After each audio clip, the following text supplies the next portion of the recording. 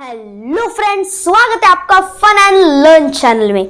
बहुत दिन हो गए हमने वीडियो अपलोड नहीं किया, उसके लिए सॉरी, पर अभी हम फिर से आ चुके हैं।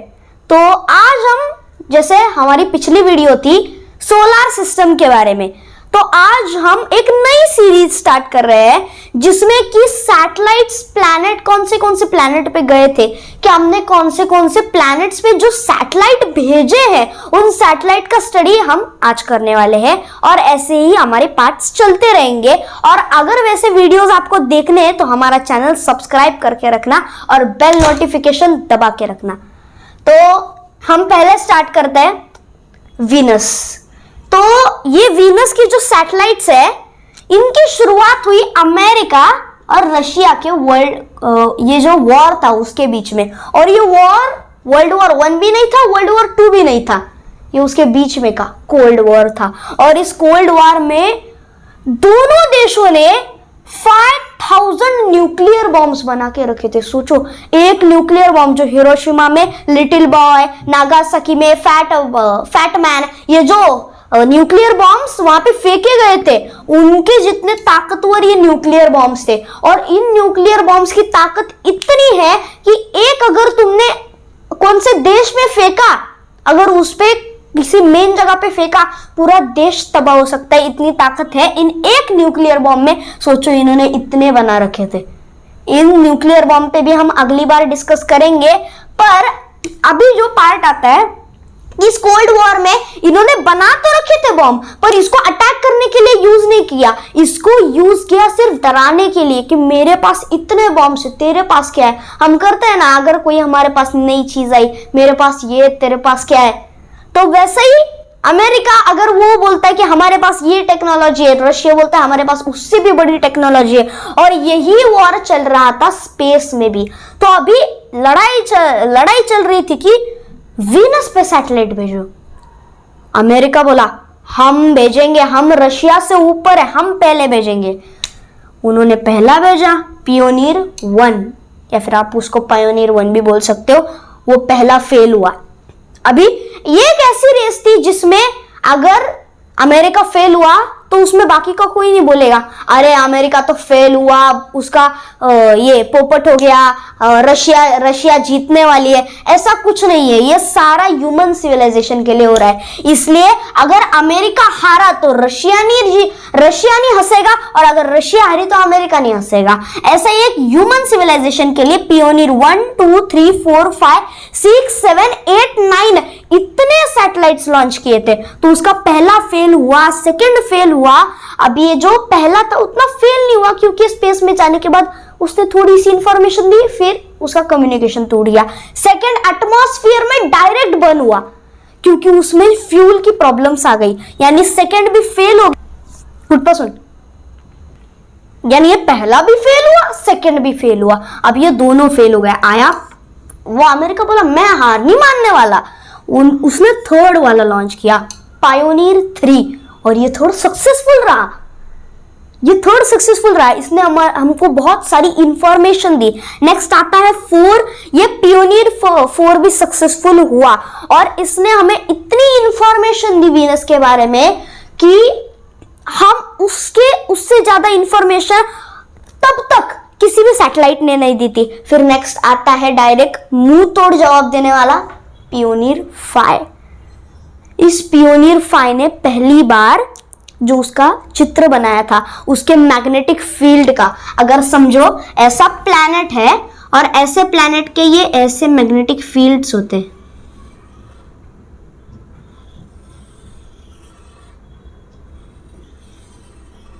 तो ये जो मैग्नेटिक फील्ड्स होते हैं, इधर इनमें ऐसे green house gases, neutron, proton ऐसे भरे रहते हैं। तो इनको डिस्कवर करना हार्ड होता है, और ये हम किसी मैग्नेटोमीटर से यूज करते हैं। तो ये जो मैग्नेटोमीटर होता है, ये इस पियोनियर 5 में फिक्स था, और इसकी वजह से इसने पूरा धूम धड़ाका कर दिया। इसने हमें बहुत सारी इंफॉर्मेशन दी। अभी अमेरिका हो गया, अमेरिका बोला हमारा ठीक है। नेक्स्ट आता है रशिया। अभी आपको क्या लगा, ये अमेरिका को क्या लगा कि रशिया को पता नहीं होगा? रशिया को ये सब पता था, इसलिए वो अभी वेनेरा की सीरीज लॉन्च करना चाह रहा था। वेनेरा 1 2 3 4 5 6 उतने कुछ नहीं थे, पर वेनेरा 7 ये पहला सैटेलाइट था जो दूसरे सेलेस्टियल बॉडी पे एक सॉफ्ट टच टू लैंडिंग किया। वो पहली थी वीनस पे। लिख लो, the first satellite to go on another space body is Venera 7। और वो स्पेस बॉडी कौन सी थी, वो सेलेस्टियल बॉडी कौन सी थी, वो सेलेस्टियल बॉडी थी वीनस। अभी ये दोनों की रेस हो गई, इसने भी मुंह तोड़ जवाब दिया, इसने भी मुंह तोड़ जवाब दिया।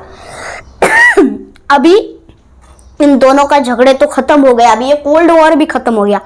नेक्स्ट शुरू हुई है मर्क्यूरी सैटेलाइट की रेस। इस मर्क्यूरी सैटेलाइट में दो ऐसे सैटेलाइट थे जिन्होंने पूरी ह्यूमन हिस्ट्री में सबसे ज्यादा इंफॉर्मेशन दी मर्क्यूरी के बारे में।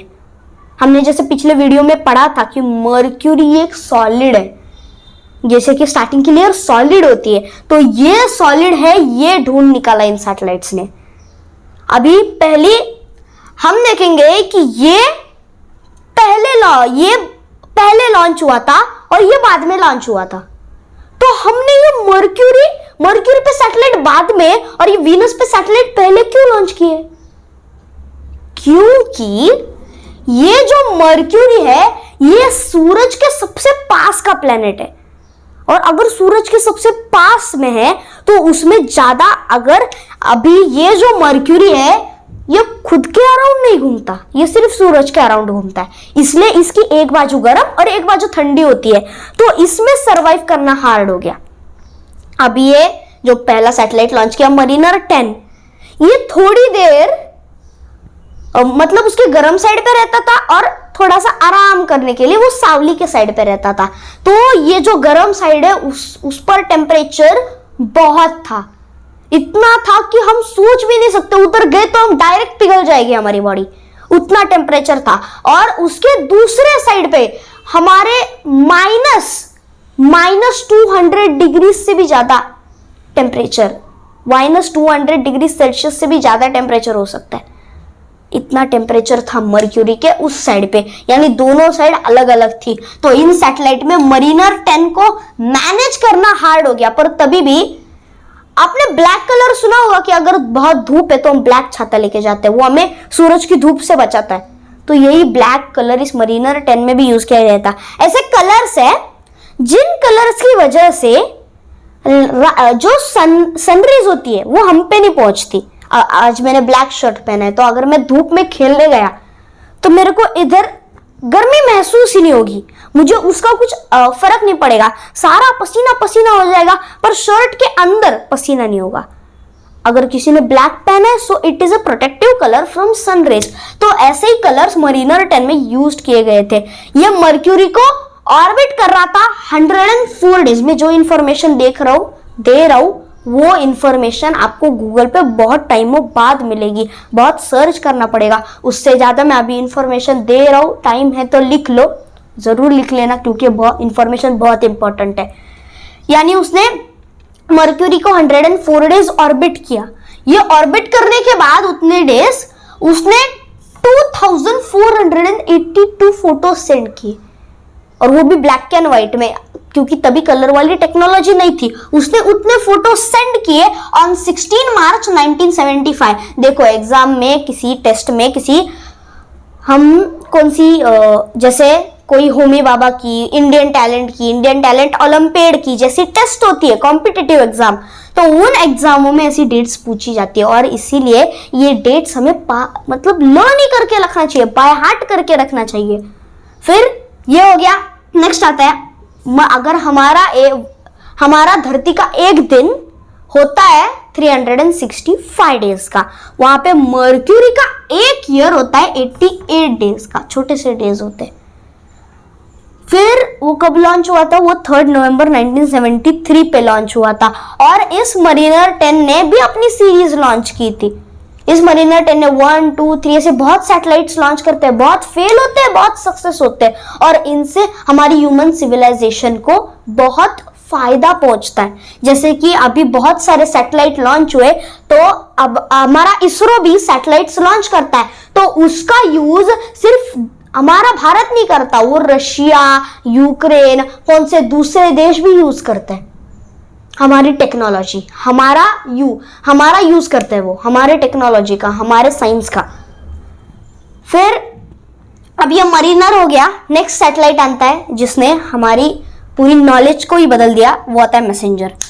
ये लॉन्च हुआ था 3 अगस्त 2004 को। इसने 4 ईयर ट्रैवल किया मर्क्यूरी तक।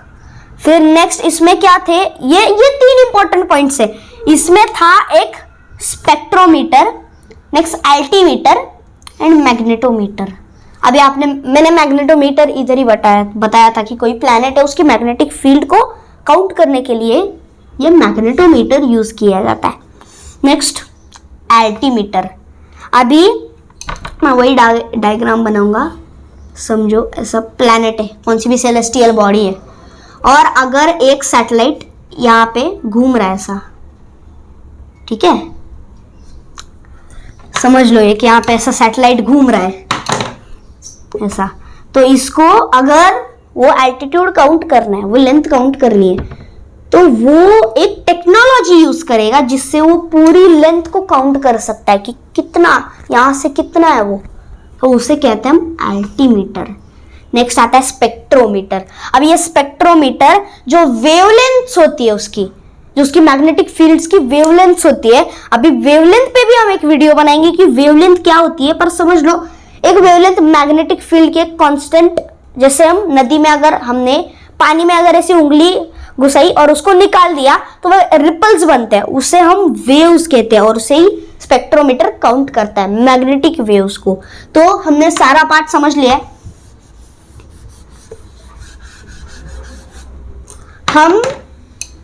हमने इतना समझ लिया कि ये pioneer 1, 2, 3, 4, 5, Venera 7, Mariner 10 and messenger, इतने सैटेलाइट्स आज हमने स्टडी किए जो कि वीनस और मर्क्यूरी पे गए थे।